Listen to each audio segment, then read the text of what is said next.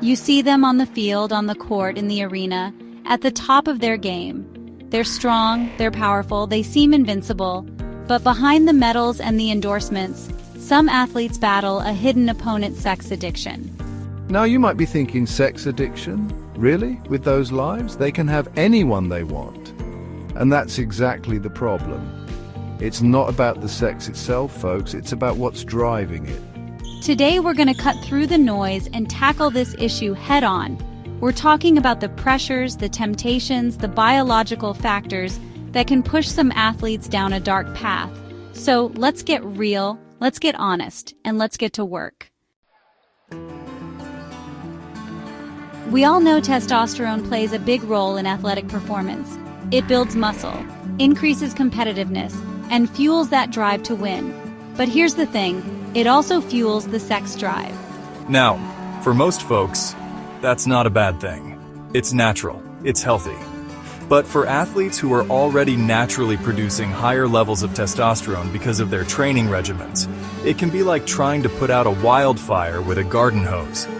These high levels can supercharge their libido, making it harder to manage those urges. Testosterone impacts the brain too. It can increase impulsivity, that act now, think later mentality. It's like anything else.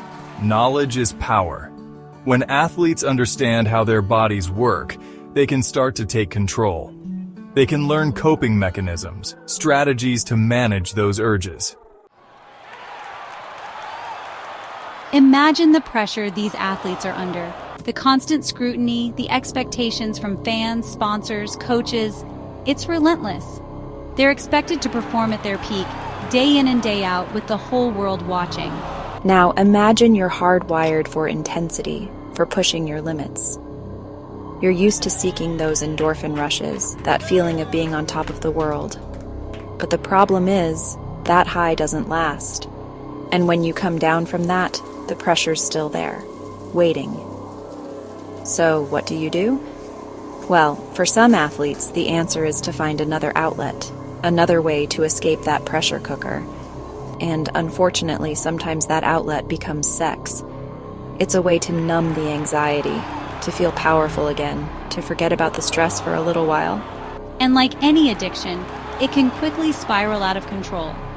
The problem is, they often don't have the tools or the support system to cope in healthy ways. Let's be honest, folks, fame changes people.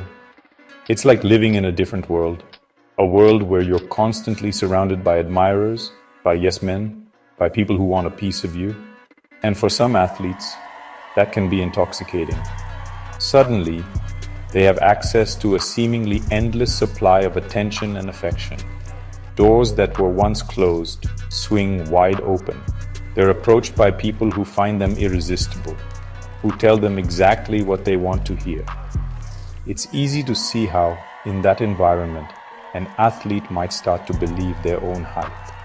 They might start to think they're invincible, that the rules don't apply to them. And that's when things can get really dangerous. Because the truth is, fame doesn't make you immune to addiction. The constant temptation, the lack of boundaries, the pressure to maintain a certain image, it's a recipe for disaster. It's like walking a tightrope. One wrong step, and you can fall.